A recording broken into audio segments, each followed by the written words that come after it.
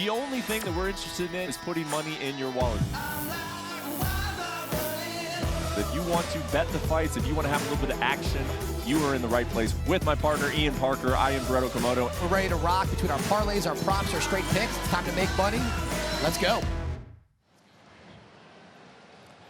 Oh, it is a big fight week in beautiful Las Vegas. UFC 303, the UFC championship belt, making that tourist stop alongside the boulevard, taking a picture next to the Las Vegas sign there. And we are here to talk about UFC 303 from a gambling perspective. As always, we're here on a Friday. The fights are just about 24 hours away at this point. The UFC Expo, the stars are out, including the two men to my left, Ian Parker and Joe Fortenbaugh. It is a big pay-per-view week, so we brought Joe along. Ian is here in person. We're going to be talking about this card. Guys, just real quick, excitement level for UFC 303. I know we were expecting Conor McGregor, but the UFC does what it does, throws together some fights. Hot take, I think this is actually a better card than what was originally slated. So for what the UFC did lose in Conor, we gained in some really great matchups. If the replacement fight wasn't a good fight, you'd be hearing everyone talking about Conor this week. You're not hearing about that. That's true. People are focused on the main event. The Conor story's there, but it's not nearly to the extent you would think. That's how good the replacement is. And it's such a good backdrop to talk about it, again, from a gambling perspective, because we got these fights that are thrown together on quick notice. How does that impact the odds? Where's the money going? We'll get to all that here in a second. But before we do, we'll look back at how we did last weekend, UFC Fight Night. Ian, take us through our night at the window at UFC Fight Night. It was not a good one. Listen, lately we've been a little bit cold. Robert Whittaker to win an over 1.5. I thought we were going to be golden there. He got his first round finish, I think, ever. That was tough.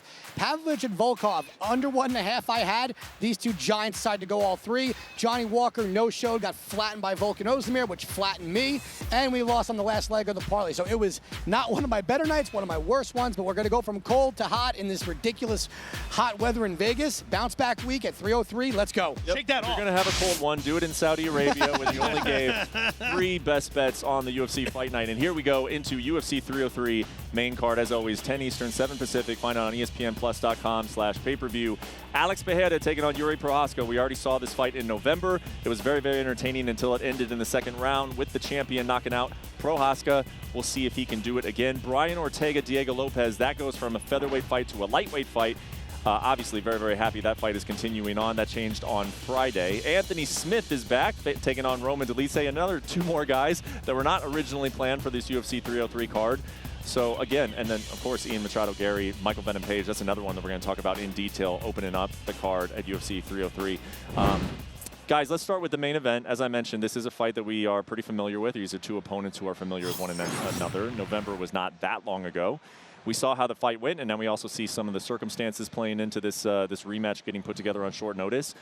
Where did you think this line was going to open at, Ian? And your thoughts on sort of where it's fluctuating now? I think there's a reason why the numbers are at where they're at. I think it speaks volumes. I think this is exactly where it should land. You know, Poatan's got to be the favorite. He already won, and he's coming off a great title defense over Jamal Hill. He's becoming a fan favorite. I know Daniel Cormier said he might be the next face of the UFC, and I don't see how you could really argue with that currently at the moment. But he's fighting a rematch here against someone who was winning that fight. He's got the striking to match it. He's got a huge grappling upside here, which is a huge difference. Listen, Alex Pereira, I know you're going to say he trains with Glover. Doesn't mean you become as good as Glover on the ground. He's also been traveling in Australia, not really training, maybe doing some seminars. Big difference. Yuri is God knows where, and you know, in Never Land, always training as being a samurai that he is. I think he could get it done here.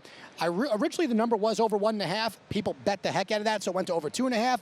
I'm going with Jiri. I think we're going to hear Anu, and at plus money, let's go Prochazka. The line move here is very intriguing because if you go back 7 months ago in the first fight, Pereira actually opens as a dog. He's plus 105. It settles right around Pereira minus 125. He goes out, he gets the second round stoppage, loses the first round on all 3 cards, right? So here we go for the rematch. Short turnaround, obviously, from 300 when they fought, but at the same time, they both take this on, what, 2 and 3 weeks notice, respectively. Yep.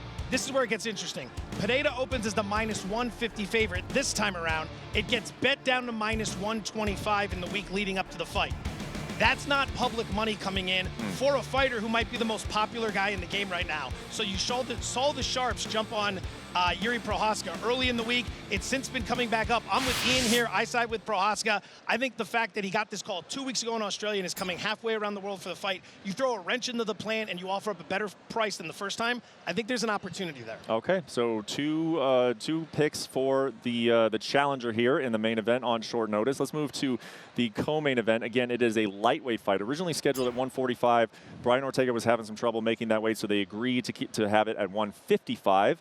Ortega plus 115 against Diego Lopez, man, which is, I mean, well-deserved. This guy has looked absolutely outstanding, but he has not had the track record that Brian Ortega has, and he comes in as a minus 135 favorite. Your thoughts? I think the track record really shouldn't matter with level of competition, because sometimes it's going to happen. You're going to have that veteran with the up-and-coming prospect, and listen, Lopez just flattened Sadiq Youssef, who does not get flattened. That was something we talked about for a while as a lot of upside.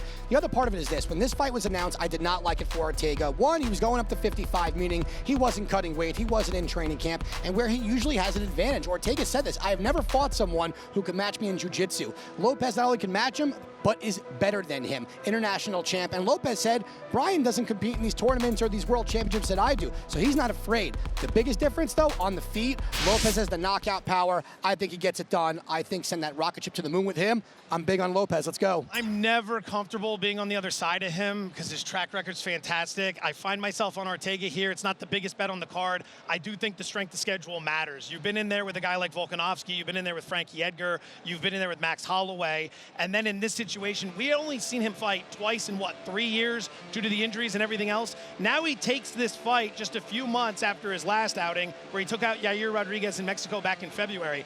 I like the fact that he's making a quicker turnaround here. Everything that's going on with the scale I find very interesting. I would have assumed that would have had a big effect on the number. It didn't. At one point, Ortega actually moved from plus 120 down to plus 115. It's since gone back up, but if it was a big deal, the market would be correcting itself. It hasn't done a whole lot, so I think there's a lot of hype surrounding Lopez, and for very good reason. He's earned it. It's a big step up in class. At that price, I'm playing Ortega. It's just such a fascinating line. For one, you have the short notice part of it, but then you also see this when guys really have exceeded expectations and have looked so great in the octagon, and then they get that big step up in competition. It's almost like the odds makers are like, okay, where is this going to land? I mean, Diego Lopez was minus 150 against Sadiq Youssef. He was plus 100 against Pat Sabatini. That was not that long ago, right. And now all of a sudden he's favored over Brian Ortega. I'm not saying it's wrong. I'm just saying it's very, very interesting because, I mean, it's like minus 150, plus 100 against these guys who do not have the track record or the skills, quite frankly, of Brian Ortega. Very, very interesting. We're going to skip ahead a little bit, or we're going to skip down, I suppose, in this main card. We're going to talk about Ian Machado Gary and MVP. I thought this one was fascinating just because it came out as about a pick-em, I believe, right? And Joe, I'll have you confirm that for me. But it was going to create two sides, I think. One side was going to really believe in MVP. One side was going to believe in Ian Gary. What has happened with this betting line? And then ultimately, what side do you fall on? Ian Machado Gary opens minus 115 with MVP coming back at plus 105. I don't know if anything's seen as much consistent movement as Ian Machado Gary and the money that's been coming in from the beginning. Up to 130, up to 140, up to 150. We saw this as high as minus 170 yesterday. That apparently is the buy point on MVP because it's come back down to minus 160. But everywhere you go, and Ian's a guy who can break this down having lived this stuff. That's not me. I'm a guy who lived out here in Vegas long enough to cultivate a group, a network of people who know this stuff well. So you compare notes, you talk to people, you see where you're at. This is the one fight where it feels like everybody is lining up. No matter who you talk to, Ian Machado Gary's the play. That's where I'm going to be. That doesn't make me nervous whatsoever. What could go wrong when everybody is on the one side? Ian, where are you at on this fight? I just want to go, when you said all that right now, because that does scare me, and we've talked about that many a times. But before you spoke to your group of people, I've said to you, I love Ian Gary here. We've been on Ian Gary on this show almost every single time, or the over. Over 2.5 was sitting at minus 185 yesterday. It is now minus 225. I still like that play, but for me, it is Ian Gary. Where MVP is great, listen, we know it. He's on the feet, but I think Ian Gary, not only is a better kickboxer, higher fight IQ, can take the fight to the floor. We don't see it because we don't need to, but he's just so patient. And MVP, is he confusing? Sure. Ian Gary's at that shoot-a-box camp as well. I think he's the real deal. I think MVP might get a little exposed here. Okay, Kevin Holland is not Ian Gary. Big difference here. Give me Ian Machado Gary. Yeah, I like Ian Gary in this fight as well just because he seems to have the mental makeup. MVP can be extremely frustrating. Ian Gary some people are even turned off about it a little bit, but he's like he likes to compare himself to McGregor in that just self-belief. I don't think this guy's going to get frustrated. I don't think if there's some boos or if MVP is doing some weird stuff, I don't think he's going to press anything, and that is going to work in his favor against a style like that. Thank you very much to Joe Fortenbaugh, man. We appreciate it. I know you always come on here and you're humble and you say that you don't follow this sport, but your insight and your contacts very, very valuable. So we appreciate it. I'll tell you what I do follow: Caribbean Stud. I'll see you there later. All right, Absolutely. you got it. We will see you there later. We're going to say goodbye to Joe, but we're going to stay on this UFC 303 main card, and that takes us to the 205-pound division. Roman Dolidze taking on Anthony Smith. This was a fight that was sort of just thrown together. Just because of the circumstances and because of some other guys falling through. Ultimately, it's Roman Dolidze minus 150. What's your pick?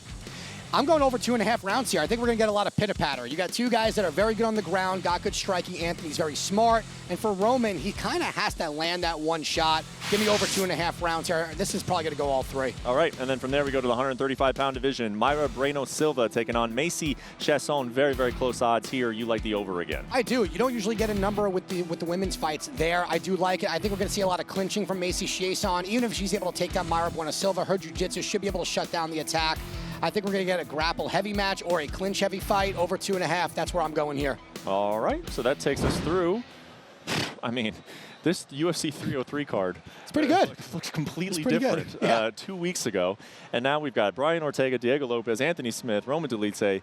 It's crazy, and it's crazy to talk about from a gambling perspective of how it's going to impact these odds. So very well done on the main card. Let's turn our attention to the prelims, which you can find on ESPN and ESPN Plus. Ian, as always, give us a pick or a lean or something on every single prelim fight at UFC 303. You ask, you shall receive. Joe Pyfer inside the distance at even money. Listen, Marc-Andre Barrios not a bad fighter, but are we really forgetting what Pyfer did prior to Jack Hermanson? Love the number. Andre Fili minus 245. Spoiler alert, I think he gets it done. He will be in the parlay later on. I'm going with Gene Silva here. Actually, him missing weight might help. Keep the fight on the feet. I think he gets it done.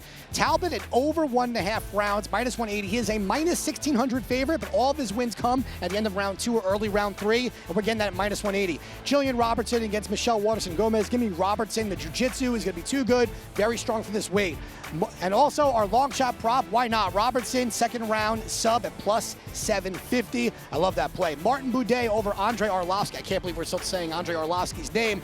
Boudet, he'll be part of the parlay as well. Give me Ray and Hernandez over 1.5 rounds. That line has jumped. And Ricky Simone, right now, minus 245. However, if you get him to win by TKO and or decision, that's at minus 110. That's a heck of a curtain jerker fight for UFC 303, by the way. Ricky Simone, Vinicius Oliveira. All right, straight to Parker's parlay for UFC 303. What do we got? Let's get back on track. Let's go Pyfer, Fili, and Boudet. We're going to get this at plus money here. Listen, all 3-1, essentially. I don't see... The only one that concerns me a little bit might be Fili. Cub Swanson says he's back, he's healthy.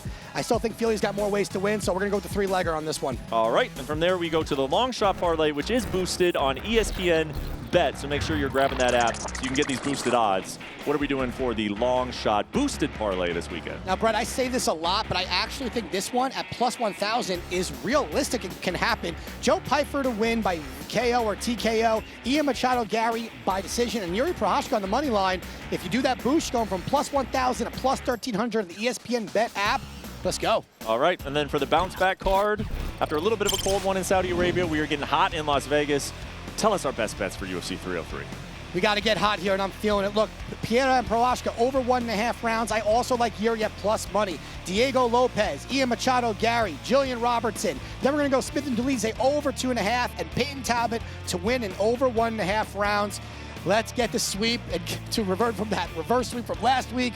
I think I'm back. Let's go. All right. Full slate, 6 best bets for you at UFC 303. You got the boosted long shot parlay. You got the parlay. You got to pick for every single prelim, and a lot of good analysis there on the main card. Hopefully we made you smarter, and hopefully we're going to make you some money on Saturday, June 29th. UFC 303 from the T-Mobile Arena. Thank you so much for watching UFC Best Bets. We are here every week, essentially, on YouTube, talking gambling advice on all the UFC events. So stick with us, and until then, enjoy the fights this weekend. Take care.